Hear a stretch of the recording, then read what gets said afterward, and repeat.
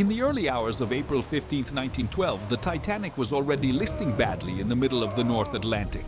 The lifeboats had almost all disappeared, but hundreds of people still remained on deck, surrounded by cold, darkness, and uncertainty. The ship was still enormous, still lit in places, as if it refused to accept its own end. But what was really happening there? That is what this reconstruction is about to show. Today, we go back to Titanic's final 20 minutes.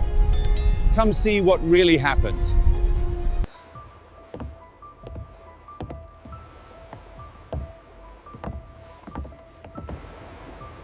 Now the scene has completely changed. The collision is behind them, and the ship has entered its most critical phase. The deck is still crowded, but people are behaving differently now. This is no longer about boarding calmly or waiting for an organized command. Useful time has shrunk, and everyone is beginning to feel that in their own way.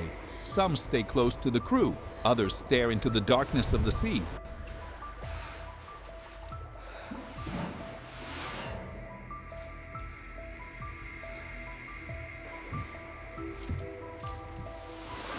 Many are still trying to figure out whether any real way out is left.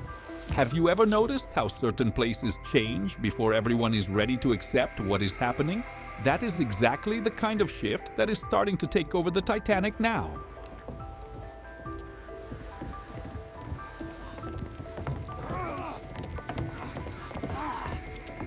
By this point in the tragedy, most of the lifeboats had already been launched, and that changes the atmosphere on deck completely. The empty spaces where boats once stood begin to say everything without a single word. Passengers look at ropes, supports, and davits, and little by little realize that those chances are already gone.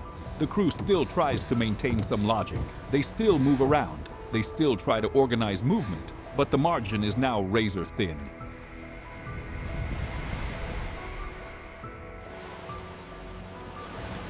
Parts of the Titanic are still lit. It still looks massive, but the feeling of safety is gone. What remains now is a kind of tense, uncomfortable waiting that feels almost physical.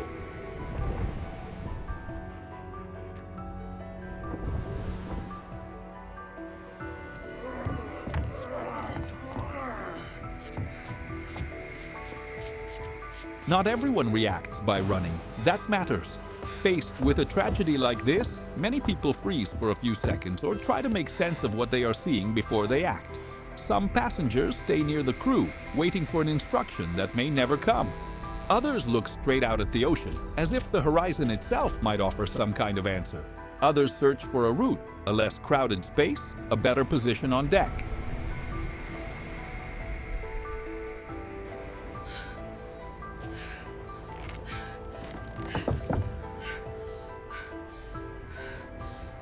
Survivor accounts point to exactly that mix. People walking, people standing still, people calculating.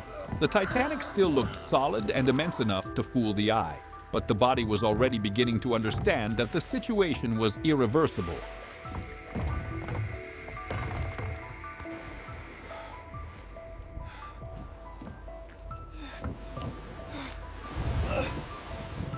From here on out, the disaster stops being just information and becomes a physical experience. The deck no longer behaves like a normal space.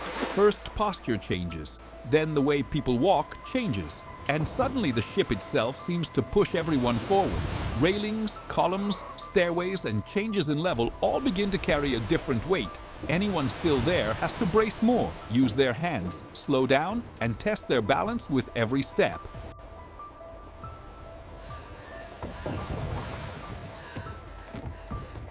And that changes everything, because the collective perception stops being abstract. It is no longer just the idea that the Titanic is going to sink. It is the uncomfortable certainty that it is already overpowering the people still on it.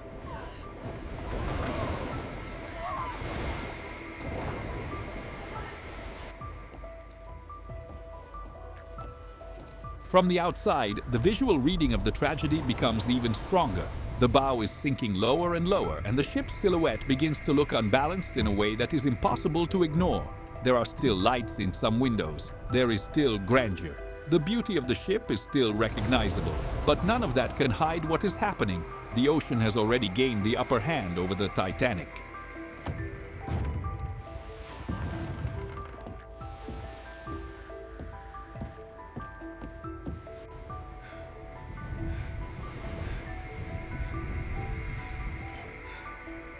And maybe that is one of the most disturbing contrasts in the whole tragedy.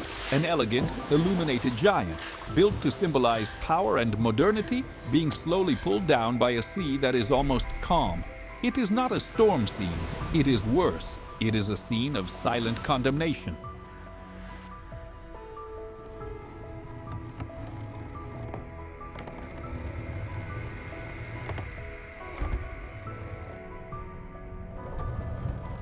When objects begin to slide, the disaster takes on another language. Before that, it was still possible to think everything depended on awareness, courage, or command. But once chairs, loose pieces, and small deck elements start moving on their own, the entire ship begins to reveal its true condition. What had seemed solid starts acting against the people standing on it. And then comes a very human feeling, the sense that this place can no longer be trusted.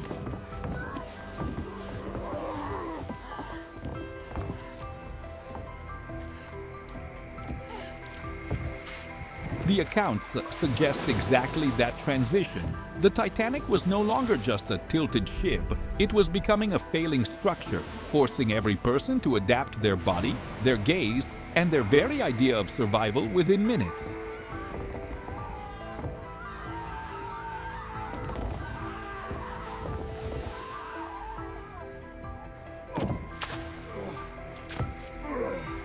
Even with everything collapsing in practical terms, the command area is still trying to function. Officers continue moving around, watching, repositioning groups, and trying to pull some control from a situation that slipped beyond the original plan a long time ago. It is a powerful moment because on the surface there is still the appearance of procedure. The bridge is still there. Some lights are still on. Night still hangs beyond the windows.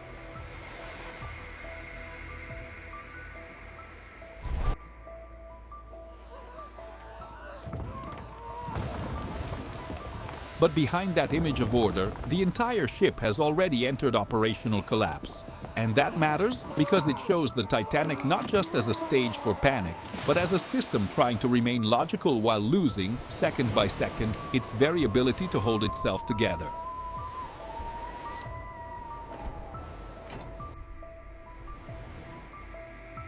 On deck, many people are no longer looking for order. They are looking for position. Some stare down at the height above the water and try to figure out what that means. Others climb a few feet higher to gain a little ground. Others remain trapped between hope and calculation because every decision feels like a bad one. That is where the tragedy becomes more human. No one there sees the full picture the way we do today.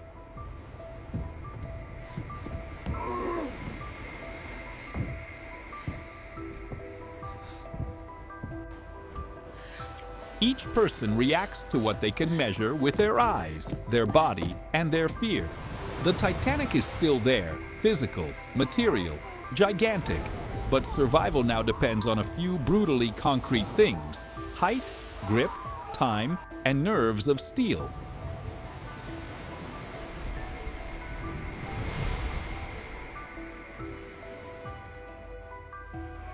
When the camera pulls back, the scale of what is happening changes completely. The ship is still immense, and that makes it even harder to accept. The four funnels still define the Titanic's silhouette. The remaining lights reinforce the appearance of life. And still, the hull already tells the story of defeat. That night, the sea is not furious. It is dark, calm, and almost indifferent. And maybe that is exactly what makes the image so powerful.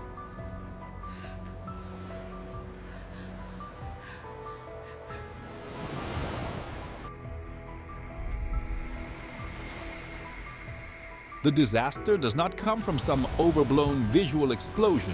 It comes from weight, from water pouring in, from the angle growing steeper, and from the late realization that even an ocean liner of this size can vanish before an apparently silent sea.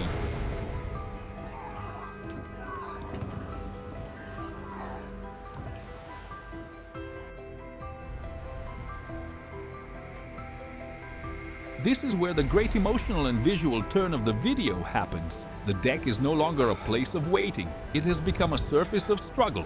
Those still on board finally understand that there are no boats left, no sufficient instructions left, and almost no time left. From this point on, even the simplest actions demand real effort. Walking, stopping, turning your body, holding on to someone, reaching for a railing. Everything now has weight.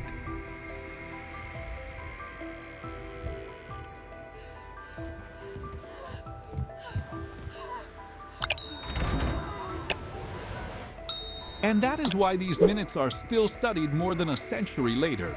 They show the moment when a maritime tragedy stops being just a historical event and turns into a brutal sequence of human decisions made under cold, steep angles and urgency.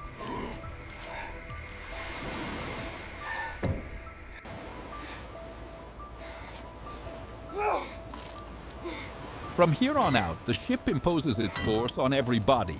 There is no normal movement anymore. Anyone still on deck has to climb, lock their legs, use their arms, cling to railings, and brace against anything still fixed in place.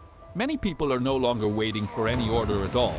They are just trying not to lose elevation and not to slide forward.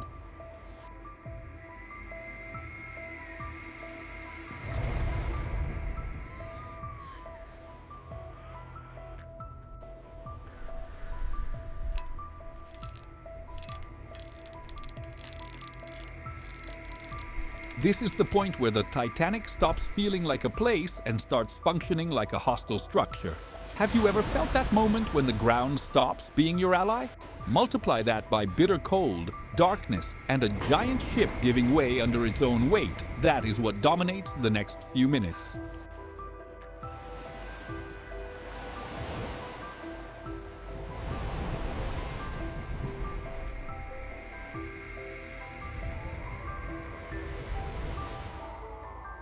After the first peak of chaos comes an even harsher phase, because it is less impulsive and more physical. The shock is still there, but now the body shifts into survival mode. Passengers begin using stair rails, ventilators, handholds, and any protruding surface as if the ship itself had become a slanted wall. The struggle stops being about orientation and becomes about grip. Anyone who gains a few feet tries desperately to keep them.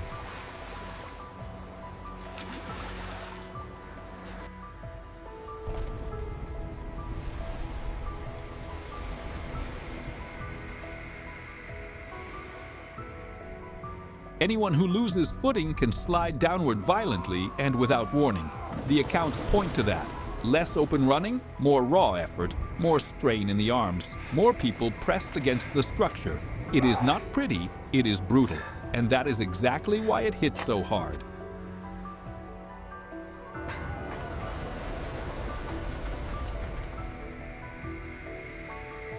As the stern rises, the bow has already been claimed by the sea. That detail matters if the reconstruction is going to feel true. This is not a case of the whole ship sinking at once before everyone's eyes. The forward section is already under the water, and those still in the higher areas can feel it in the way the hull now behaves. The Titanic begins to take on a new geometry, almost absurd, difficult for the mind to process.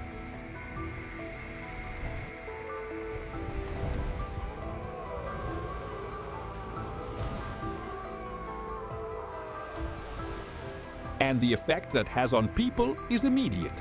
No one is debating whether the ship can still be saved. What exists now is the understanding that every remaining second is being pulled out of the impossible. And that understanding does not need words. It appears in bodies, in faces, and in the desperate effort to climb just a little higher.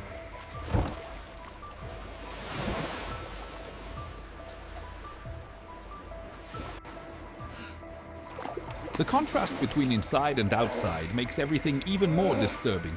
In some corridors and lounges, the lights are still on. In certain places, the Titanic still preserves something that resembles technical normalcy, but that normalcy no longer serves any real purpose. Objects begin to slide. Doors suddenly carry different weight. The floors reveal the angle, and the interior stops obeying the logic it was built for.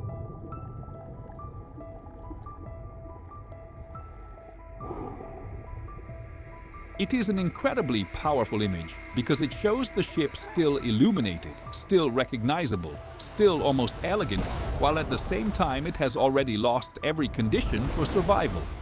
The technology holds on for a few moments, but the body of the ship has already entered final failure, and that creates a kind of unease no visual exaggeration could improve.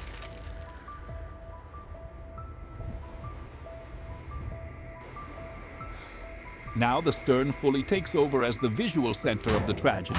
Walking is no longer enough. The body has to climb. Passengers and crew turn railings, ladders, stairs, and ledges into points of survival. The Titanic, built for comfort, movement, and grandeur, becomes a steep, slippery, nearly uninhabitable structure. There is something deeply harsh about that, because the ship is still recognizable. It still has identity. It still holds part of its original image. But its purpose is over. What remains is a short, physical, uneven fight. No one there is performing cinematic heroism. They are simply trying to gain a few more inches of height, a few more seconds of stability, and maybe one last slim chance.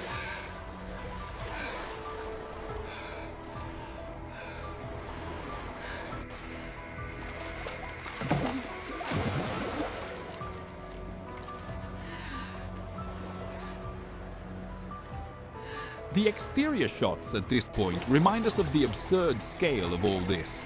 Even in agony, the Titanic still dominates the horizon. The stern rises, lights remain in some sections, and the mass of the ship seems suspended in an impossible balance between water and sky. It feels like the kind of scene made up by the movies, and yet it comes straight from the physical reality of the disaster, and that contrast is powerful.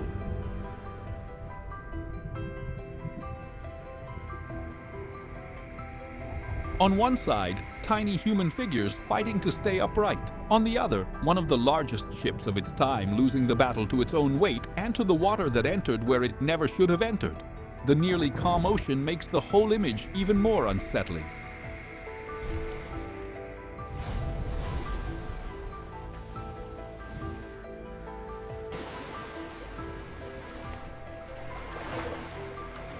We have now reached the moment when the structure itself begins to reveal the limit. There is no need to show anything exaggerated for this to work. It is enough to watch the way the ship behaves, the vibration felt underfoot, the deep sound of metal, and the way those clinging to the stern react to what they feel.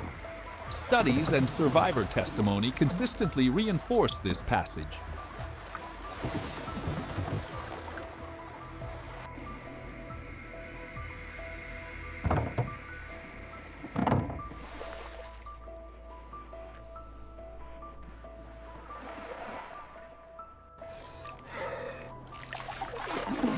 The issue is no longer just the angle, but the final strain on the body of the ship. And when the structure begins to speak, everyone understands that the margin is gone for good. It is a warning without words, without clear command, and without full clarity, but still understood by anyone trapped there in that moment.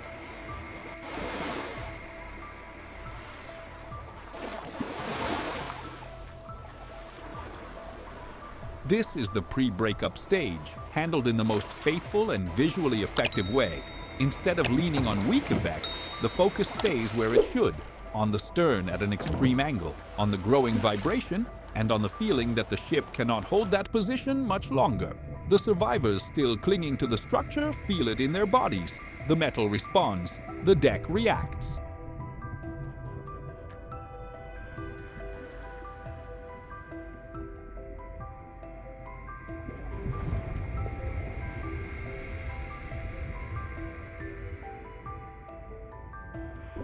The silence between one sound and the next grows heavier, and maybe that is the strongest part of all. The Titanic does not need to announce its end in some spectacular way. The stress of its own mass says everything. From here on out, the surface is about to lose it.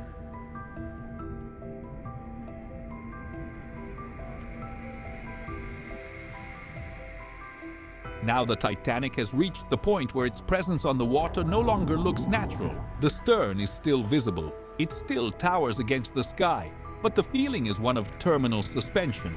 Those still clinging to the structure have almost nowhere left to go. There is no useful space left, no convincing strategy left, no illusion left that the ship can stop in that position.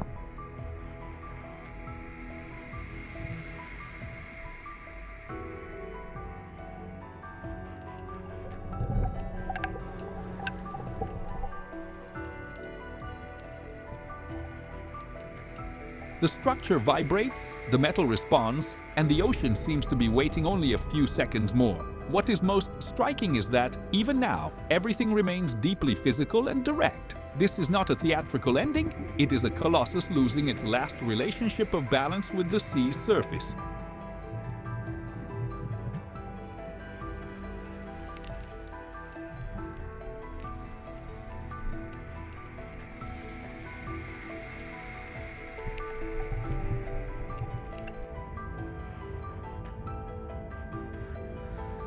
At this point, disappearance begins to dominate the scene. Rather than treating this moment like one giant visual effect, the reconstruction follows it the way it should be understood. The ship stops occupying the surface of the Atlantic. The stern drops, the silhouette shrinks, the lights vanish, and the sea takes back the space the Titanic had controlled only moments earlier. That transition is brutal precisely because it does not need to be loud or exaggerated.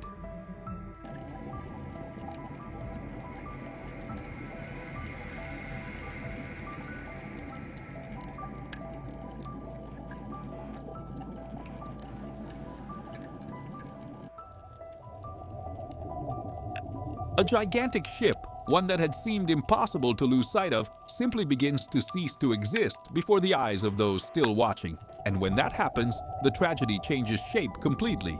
The problem is no longer on the ship, it is in the water.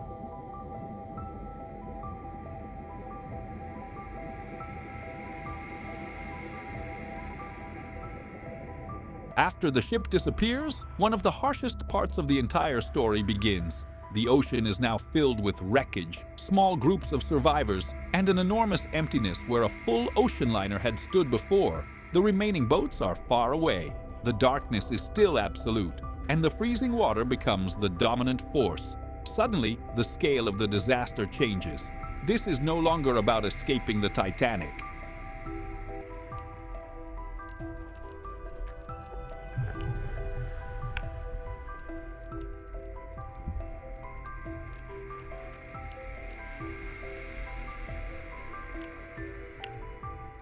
It is about trying to survive in the North Atlantic in the middle of the night, surrounded by extreme cold and pieces of the ship. It is a brutal change of setting. In just moments, the center of the tragedy moves from the deck to the freezing surface of the sea.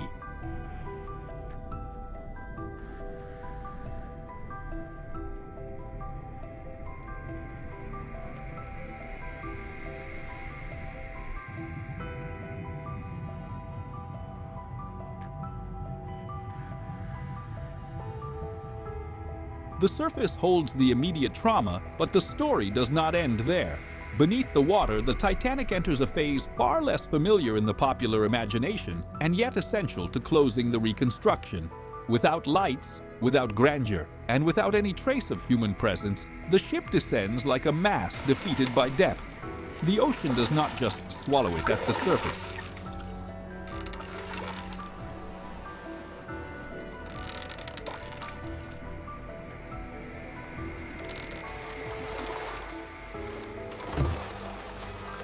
It drags it into a space where darkness, pressure, and silence completely replace the chaos that came before.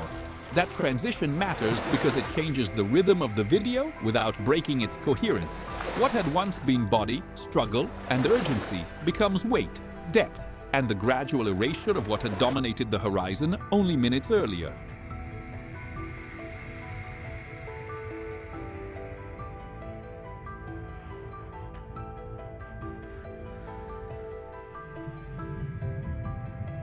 On the way down, it is not only the main body of the ship that sinks. Fragments, smaller pieces, objects, and secondary structures follow that fall at different speeds. And that helps us understand the seafloor not as one single point of impact, but as the destination of a wide scattering. The first contact with the ocean floor is not explosive in the usual sense of the word. It is muted, heavy, and silent. Sediment rises, materials settle, shapes begin to spread apart. It is almost the opposite of spectacle. On the ocean floor, the end of the Titanic does not scream. It sinks, reaches the deep, and begins to transform into ruin.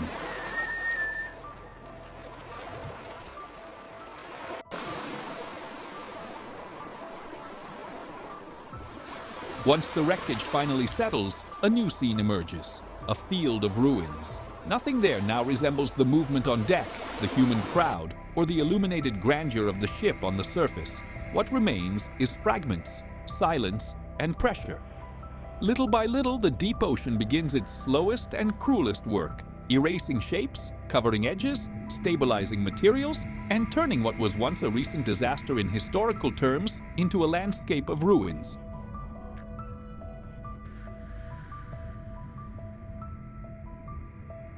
And that is exactly where the tragedy changes register. It stops being only an event lived through that night and becomes a place of material memory as well. The Titanic does not disappear completely. It changes environments and it changes language.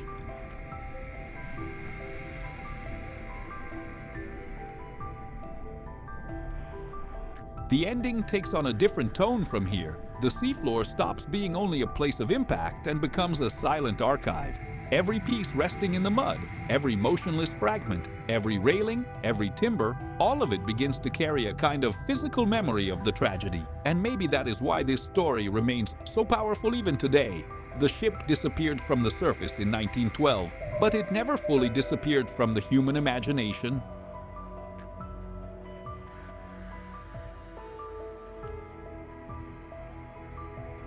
The survivors' accounts, the later studies, and the remains preserved on the ocean floor continue feeding one very simple and very powerful question. How could such a great symbol of confidence and modernity end like this in absolute silence? This video was a historical AI reconstruction based on records from the time, created for educational and narrative purposes. In the end, what remains is contrast. On the surface, the Atlantic looks empty again, almost indifferent. On the bottom, the wreck rests motionless in permanent darkness, as if time itself had slowed almost to a stop. Between those two spaces lies everything that makes the Titanic's final 20 minutes still so intensely studied. Human error, collective behavior, technical limits, survival instinct, and historical memory.